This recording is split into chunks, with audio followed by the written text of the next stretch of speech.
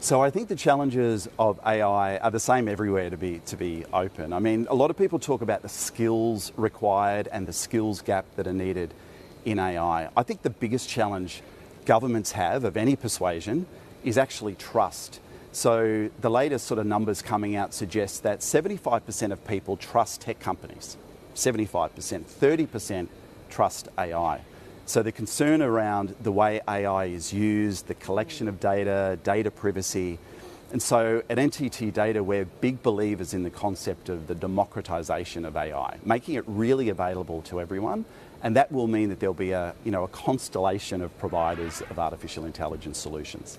You mentioned some sectors that you're working in, but what industries really offer the best opportunities for some of that AI rollout? Yeah, so look, probably no surprise to you, financial services, huge opportunity there with things like fraud management, those sorts of things. You know, the ability for AI to consume vast amounts of information and documentation.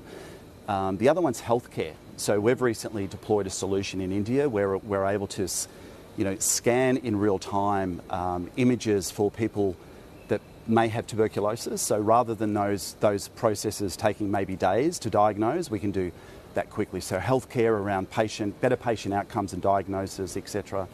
And also the government sector. So just for governments to collect information to provide better services for their citizens, we're seeing that in the public sector space as well. But look, I think everyone's going to be impacted by AI. The big challenge is, as I said, making sure that people can trust the outcome of what they get from those systems. I've got to say, we speak to so many people about AI every day on this program, and I was speaking to one particular guest who was saying all you have to do is mention AI and have a really good PowerPoint presentation, and perhaps in Jensen Huang's case, he just puts on a leather jacket and gets on stage and you see a bump in your stock, right?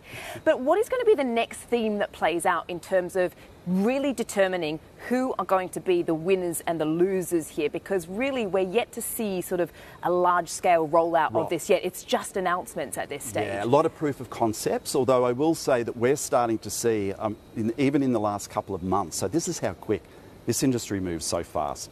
Even in the last couple of months, we're seeing projects go from proof of concept into production. So I don't think it's going to be very long before we see it at scale. And it's when it's touching people's lives, when it's hitting the consumers, that'll be where it really will start to have a positive impact.